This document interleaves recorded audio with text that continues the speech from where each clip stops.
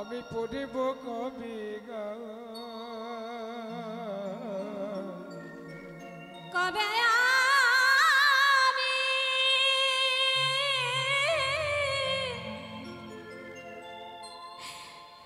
প্রাণ জুড়াবো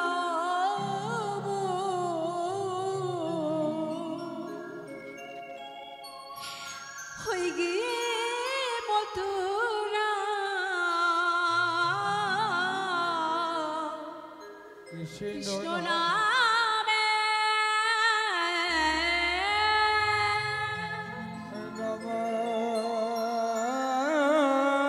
বলি আমি পড়িব নামে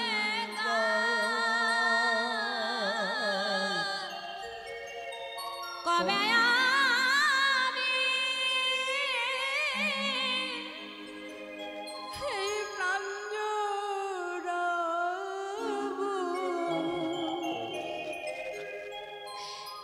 হয়ে গিয়ে মথুরা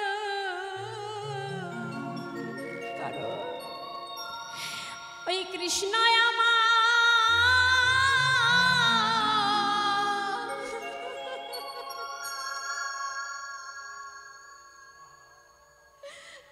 আমার জীবন মোর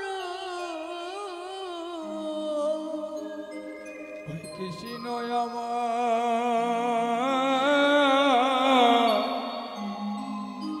জীব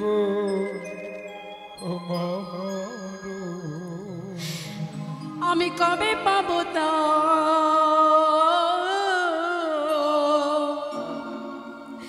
হরি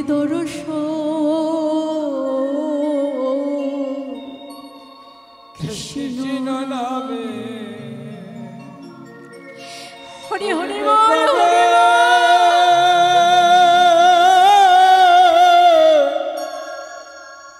আমার পোড়াম গো যার জন্য তুমি ভবের মাঝে এসেছো, যার জন্য এমন স্বাধীন মানব জন্ম তুমি পেয়েছো, সেই কৃষ্ণ নামে মানব জন্ম পেয়ে যদি নয়নের বাড়ি না তুমি ফিরতে পারো, তোমার মানব জন্মে যে বৃথা গো। তুমি যখন ভবের মাঝে এসেছিলে, যাদেরকে আজকে তুমি আপন আপন বলে আঁকড়ে ধরে আছো, কাছে টেনে নিয়ে আছো, আসবার সময় তাদেরকে সঙ্গে নিয়ে তুমি এসেছিলে গো। আসলে এসেছো একা, যাবেও একা। মাঝখানে যে সময়টা আমরা পার করে দিই, কৃষ্ণ নামে যদি না কাঁদলাম, কৃষ্ণ নামে যদি দুটি বাহু প্রসার না করলাম, কৃষ্ণ নাম করে যদি না সাধু সঙ্গ করতে পারলাম, মানব জীবনের কোনো মূল্য নেই গো। আজ ভক্ত গোবিন্দ ঘোষ গ্রাম হতে গ্রামান্তরে গিয়ে সবাইকে ডেকে ডেকে বলে, তাদের চরণতলে পড়ে বলে, ওগো কৃষ্ণ নামে মগ্ন হ, আর কোনো উপায় নেই। শুধু একদিন নয়, দ্বিদিন নয়, 1 বছর 2 বছর হতে হতে যখন 5 বছর এইভাবে কৃষ্ণ নামে পাগল পাড়া হয়ে গেলে, দুটি বাহু প্রসার করে দিন রাত শয়নে স্বপনে নিদ্রায় জাগরণে কেবল কৃষ্ণ নামে পাগল ভক্তিমতী তাদেরকে আর সহ্য করতে পারলেন না। 5টি বছর যখন এইভাবে কেটে গেল, দেখছে স্বামী সংসারের দিকে মন নেই। গোয়াল ঘরে একটা একটা করে গরু বাছুর যা ছিল, ওই না দেখার জন্য একটা একটা করে গরু বাছুর সব মারা গিয়ে গোয়াল ঘরটা শূন্য হয়ে যেতে বসেছে। চাষের যেটুকু জমি ছিল, না দেখার জন্য অনাবাদি হয়ে ঘাস হয়ে যেতে বসেছে। সংসারের দিকে তার মন নেই। স্ত্রীকে তার সিঁথিতে সিঁদুর পরিয়ে দিয়ে গৃহবধূ হিসেবে যে ঘরে এনেছিলেন, একদিনও জিজ্ঞাসা করে দেখেননি, কি গো তুমি সময়ে সেবা করছো তো, ভালো বসন পড়ছো তো, তুমি ভালো আছো তো? একটা দিনের জন্য স্বামীর কর্তব্য তিনি পালন করলেন না, কেবল হরি নামে কৃষ্ণ নামে তিনি মগ্ন হয়ে থাকলেন। তাই ভক্তিমতী মা আমারা সহ্য করতে পারলেন না। একদিন স্বামীর সম্মুখে দাঁড়িয়ে বলছে, স্বামী, এই 5 বছর তুমি যে তোমার ঘরে আমাকে নিয়ে এসেছো, একটা দিনের জন্য তুমি আমাকে জিজ্ঞাসা করে দেখেছো আমি কেমন আছি? দেখেছো? তোমার না দেখার জন্য গোয়াল ঘরে যে কটা গরু বাছুর ছিল একটা একটা করে মারা গিয়ে গোয়াল ঘর শূন্য হয়ে যেতে বসেছে। চাষের যেটুকু জমি ছিল তোমার না দেখার জন্য অনাবাদী হয়ে ঘাস হয়ে যেতে বসেছে। এইভাবে সংসারের দিকে তুমি যদি মন না দাও, স্বামীর কর্তব্য তুমি যদি না পালন করো, তুমি যদি গৃহবাসী না হও, আমি তোমায় কথা দিলাম আগামী কাল হতে আমি যদি দেখি তুমি কৃষ্ণ নামে হরি নামে মগ্ন হয়ে আছো, তাহলে যে কৃষ্ণের নাম করে তুমি বেড়াও, ওই যে ছোট্ট মূর্তি কৃষ্ণ মূর্তি তুমি ঘরের মাঝে রেখে দিয়েছো, বসিয়ে রেখেছো, ওই কৃষ্ণ মূর্তি আমি গঙ্গার জলে ভাসিয়ে দেব।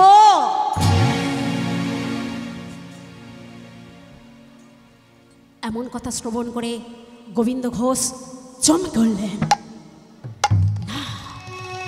না, এ হতে পারে না, না প্রভু না, আমার প্রভু আমায় বলেছিলেন আমি গৃহবাসী হব, সংসারী হব, কিন্তু হরির নাম যেন না ভুলে যায়। আর সেই হরিকে ভক্তিমতী কিনা গঙ্গার জলে ভাসিয়ে দেবে বলছে। না, গঙ্গার জলে যদি ভাসতেই হয় আমার কৃষ্ণ মূর্তি নয়, ওই গঙ্গার জলে যদি ভাসতে হয় আমার তুচ্ছ জীবনীকে আমি ভাসিয়ে দেব। ছুটে গিয়ে রাধা গোবিন্দের চরণতলে মস্তক লুণ্ঠন করছে গোবিন্দ ঘোষ। তুমি যদি ভগবান হও তবে ভক্তকে তুমি এত কেন দুঃখ দাও? তুমি শক্তি দাও প্রভু, তুমি আমার ধৈর্য দাও, তুমি আমার উপায় বলে দাও আমি কি করব। তুমি যদি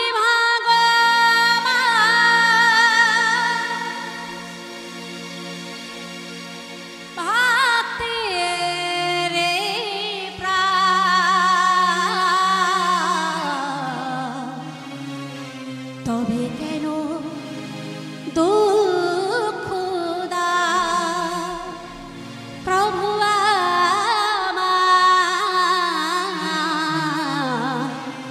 তবে কেন দুঃখ দাও? তুমি যদি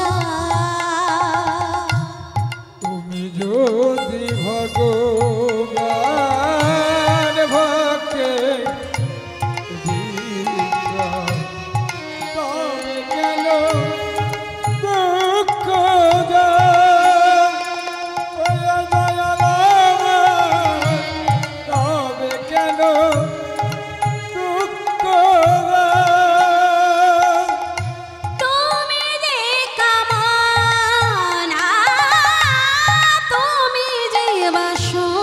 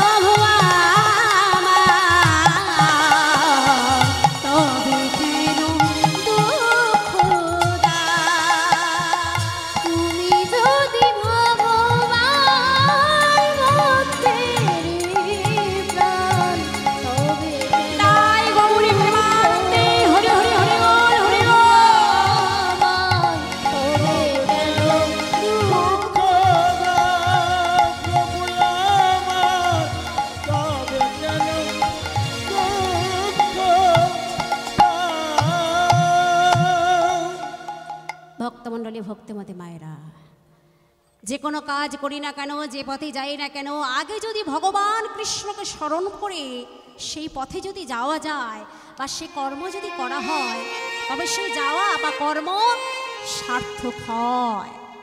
কারণ শ্রীমদ্ ভাগবতে ভগবান শ্রীকৃষ্ণ নিজ মুখে বলেছেন, দৈবী হেস্যা গুণময়ী মম মায়া দুরত্তয়া মামেব প্রপদন্তে মায়ামেতং তরন্তি তে। মায়াকে জয় করা আমাদের পক্ষে, দুর্বল চেতাদের পক্ষে সম্ভব নয়। মায়ার মধ্যে আমরা যে আবদ্ধ হয়ে আছি, ছেলে আমার, বউ আমার, ঘর আমার, বাড়ি আমার, সব আমার আমার আমার করতে থাকি। একবারও আমরা ভেবে দেখলাম না আমার শব্দটি একদিন সরকারির খামার হয়ে যাবে, সে কথা ভেবে দেখি। এই মায়াকে জয় করা আমাদের মতো দুর্বল চেতাদের পক্ষে সম্ভব নয়, কিন্তু যদি কৃষ্ণকে স্মরণ করা হয় তবেই সেই মায়াকে জয় করা সম্ভব হবে। ছোট্ট করে একটা কথা বলি। একজন ব্যক্তি গভীর জঙ্গলের মধ্যে তিনি বসবাস করেন। তার একটাই গাভী ছিল।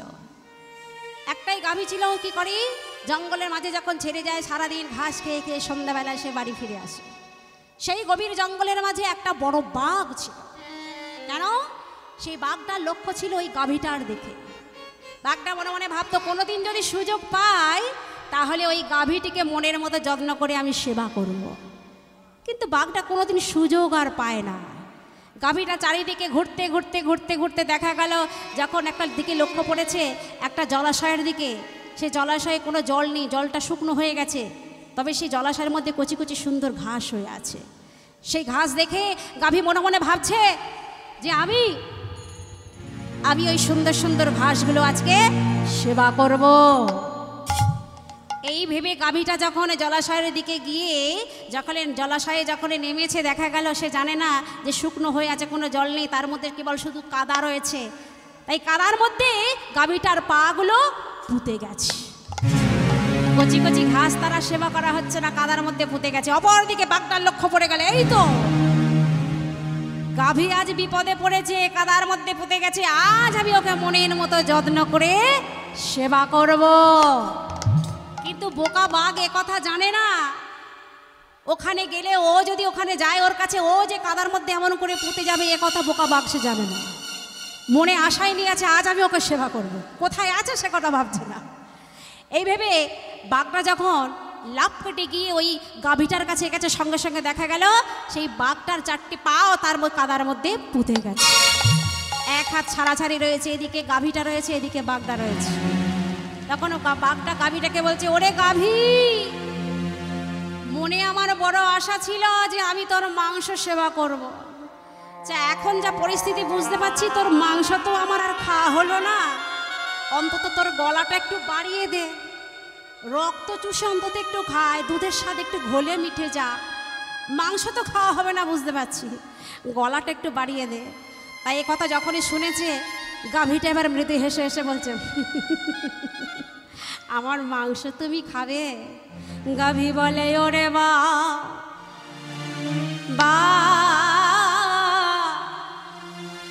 ওরে বাঘ রে, আরে গাভী বললে, ওরে বা, ওরে তোরে বৃথাই তোর দাবি, আমি মরে যাব না কিন্তু তুই তো মরে যাবি। ওরে আমি মরে যাব না কিন্তু তুই তো মরে যাবি। ওরে আমি মরে যাব না কিন্তু তুই মরে যাবি। আর গাভী বলে, ওরে বা বৃথাই তোর দাবি, আমি মরে যাব না কিন্তু তুই তো মরে যাবি। আর গাভী বলে, ওরে বা তুই তো কেমন বাবি, ওরে আমি মরে যাব না কিন্তু তুই মরে যাবি। ওরে আমি মরে যাব না কিন্তু তুই মরে যাবি। ওরে আমি মরে যাব না কিন্তু তুই মরে যাবি। গাভী যখন বলছে আমি মরে যাব না কিন্তু তুই মরে যাবি, এই কথা শুনে বাঘ তো একেবারে ক্রোধান্বিত হয়ে উঠেছে। হিংস্র প্রাণী, সে বলছে আমি হলাম বাঘ, ওর থেকে হিংস্র প্রাণী আমি মারা যাব অথচ ও বেঁচে থাকবে? কি করে হয়? আমি মারা যাব কি করে, তুই বাঁচবি কেমন করে? শুনে ক্রোধান্বিত হয়ে এবার বাঘটা কি বলছে, শোন শোন শোন, ওরে গাভী, আমার মনের কথা তোকে বলি শোন। শুনে ক্রোধান্বিত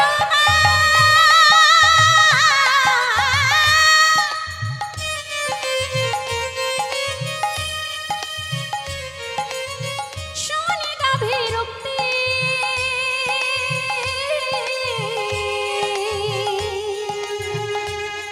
ওরে আমার যে তোর গায়ে কি বেশি আছে শক্তি, আমার যে তোর গায়ে কি বেশি আছে শক্তি, ওরে আমার যে তোর গায়ে কি বেশি আছে শক্তি, ওরে আমার যে তোর গায়ে কি বেশি আছে শক্তি। বাঘ যখন রেগে গিয়ে বলছে আমি হলাম হিংস্র প্রাণী, তুই কি ভেবেছিস তুই বাঁচবি আমি মরে যাব, আমার দেখি গায়ে কি তোর বেশি শক্তি আছে যে তুই বেঁচে যাবি? তখন হেসে হেসে আবার গাভীটা বলছে, না না না না না রে বাঘ, শক্তির জন্য না, না না না না না রে বাঘ, শক্তির জন্য নয়, কারণ আমার ঘরে মালিক আছে কিন্তু তোর তো মালিক না। আমার ঘরে মালিক আছে, তোর তো মালিক না। ওরে আমার ঘরে মালিক আছে তোর তো ঘরে না। গাভী বলছে, ওরে বাঘ শোন শোন, আমার ঘরে মালিক আছে না, সন্ধ্যা পর্যন্ত অপেক্ষা করবে আমার মালিক। সন্ধ্যা পর্যন্ত অপেক্ষা করে যদি দেখে যে আমি গৃহে ফিরিনি, আমার মালিক হাতে একটা ছোট্ট লণ্ঠন নিয়ে চারিদিকে খুঁজে খুঁজে বেড়াবে আর আমার নাম ধরে ধরে ডাকবে। আমার নামটা কি জানিস? তাহলে কি নাম তোর? আরে আমার নাম হলো শ্যামলী, শ্যামলী গাভী। হাতে লণ্ঠন নিয়ে যখনই অন্ধকার নেমে আসবে চারিদিকে আমায় খুঁজে খুঁজে বেড়াবে, শ্যামলী শ্যামলী বলে রাখবে।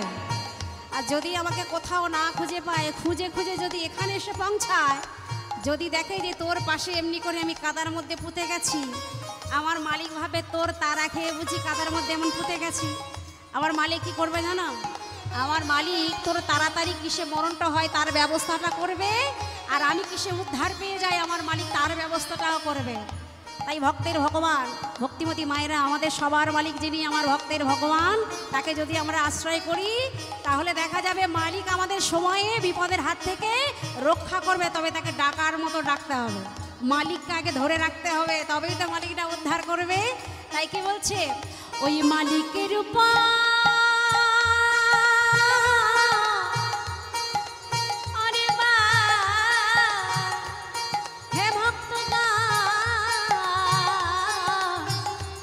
তোমরা আশ্রয় করো, ওই মালিকের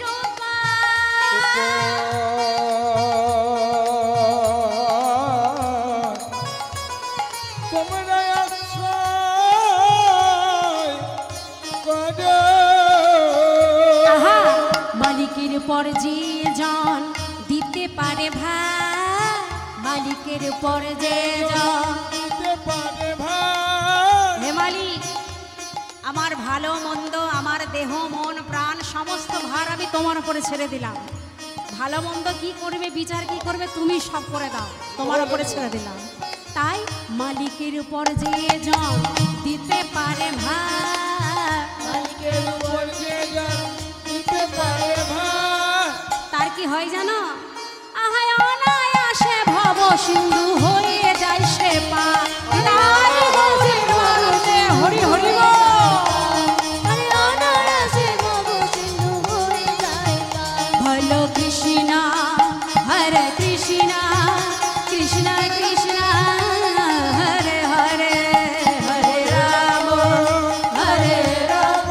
সবাই মিলে বলো হরি হরি বল। হরে কৃষ্ণ হরে কৃষ্ণ, কৃষ্ণ কৃষ্ণ হরে হরে, হরে রাম হরে রাম, রাম রাম। হরে হরে। তাই ভক্তমণ্ডলী, ভক্তিমতী মায়েরা, আমাদের সবার মালিক যিনি আমার অনাদিরাদি প্রাণ গোবিন্দ, সেই রাধাকৃষ্ণের চরণতলে বসে বসে গোবিন্দ ঘোষ বলছে, প্রভু তুমি আমাকে উপায় বলে দাও, আমি কোন পথে যাব। তুমি আমায় বলেছিলে সংসারের মাঝে থেকে তোমার নাম করতে, সনাতন ধর্ম সংসার ধর্ম বজায় রেখে ভগবানের নাম করতে তুমি আমায় বলেছিলে, কিন্তু প্রভু সংসারে যে বড় জ্বালা, এই জ্বালা সহ্য করে তোমার নাম কেমন করে নিশ্চিন্তে করি তুমি আমায় বলে দাও দয়াময়। তুমি আমায় বলেছিলে সংসারের জ্বালা যখন সহ্য করতে পারবো না, সংসারের জ্বালায় যখন নিষ্পেষিত হব, তখন তোমায় ডাকবো, তুমি আমায় দেখা দেবে। কই তুমি তো এখনো আমায় দেখা দিলে না। কৃষ্ণমূর্তিটা আস্তে আস্তে বক্ষ মাঝে তুলে নিয়েই গভীর ঋষিতে শ্রী ভক্তিমতীকে কিছু না জানিয়ে ধীরে ধীরে চললেন গঙ্গার ঘাটের উদ্দেশ্যে। যখনই গঙ্গার ঘাটের কাছে গিয়ে কৃষ্ণমূর্তিটা রেখে দিয়ে ধীরে ধীরে যখন নিজের প্রাণকে বিসর্জন দেবেন বলে গঙ্গার ঘাটে ধীরে ধীরে যখন নামছে, চরণ থেকে হাঁটু অবধি, হাঁটু থেকে কোমর অবধি, কোমর থেকে বক্ষ অবধি জলে যখন নেমেছেন, হঠাৎ গোবিন্দ ঘোষ দূর থেকে দেখতে পেলেন গঙ্গার তীর ধরে একজন আজানু লম্বিত যুবা পুরুষ দুটি বাহু প্রসার করে বদনে কৃষ্ণ নাম হরিনাম গাইতে গাইতে চলেছে। ভজ শ্রী কৃষ্ণ কহ শ্রী কৃষ্ণ লহ শ্রী কৃষ্ণের নাম রে। ভজ শ্রী কৃষ্ণ কহ শ্রী কৃষ্ণ লহ শ্রী কৃষ্ণের নাম।